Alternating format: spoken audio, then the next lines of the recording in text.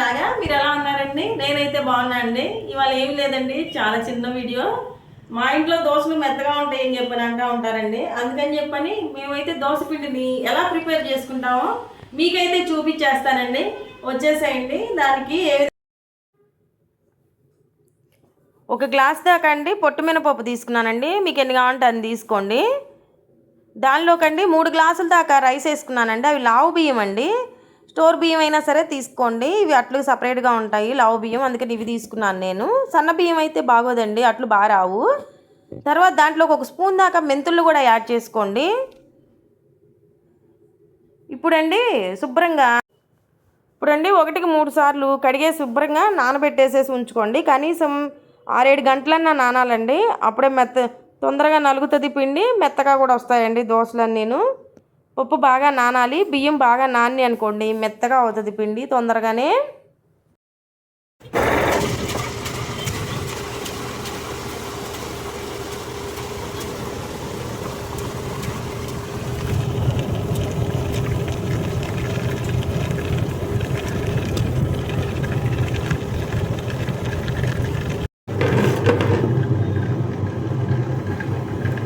తోడేసుకుందామండి.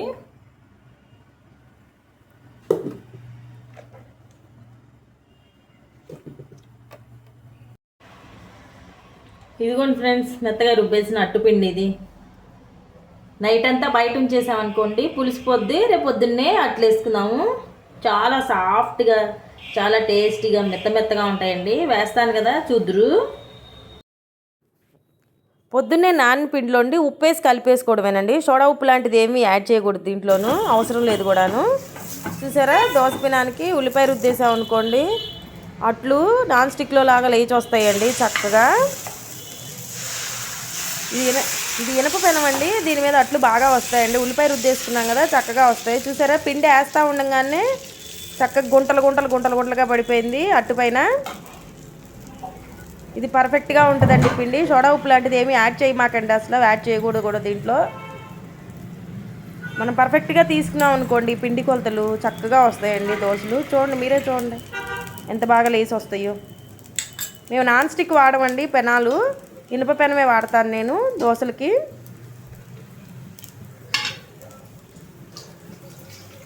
చూడండి గుంటలు పడి దోశ ఎంత బాగుందో. మా ఇంట్లో ఎప్పుడు ఇలాగే ఉంటాయండి దోశలు, చాలా మెత్తగా ఉంటాయండి. చాలామంది అడుగుతూ ఉంటారు. ఇప్పుడు ఎర్రగా కాలింది కదండి, రెండో వైపు కూడా తిప్పుకొని ఎర్రగా కాల్చుకున్నామండి చక్కగా.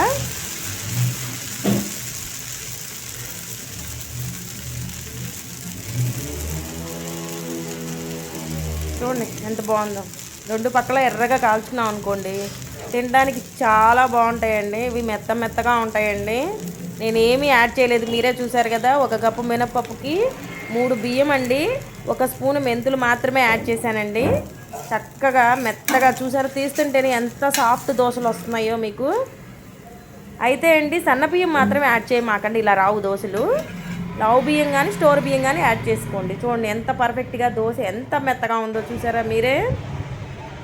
చూడండి తుంచి చూపిస్తున్నాను. దీని కాంబినేషను పల్లీ చట్నీ అండి, కరివేపాకు కారం అండి. ఎంత టేస్ట్గా ఉంటుందంటే తింటే మీరే అబ్బా అంటారండి. చూడండి కరివేపాకు కారంతో, శనక్కాయ పప్పుల చట్నీతోటి పొద్దున్నే ఎంత ప్రోటీషియస్ ఫుడ్డోనండి. చూసారా ఎంత మెత్తగా ఉన్నాయో. మీ ఇంట్లో మీరు కూడా ట్రై చేయండి ఒకసారి, కమెంట్ చేయండి నాకు ఎలా ఉన్నాయో.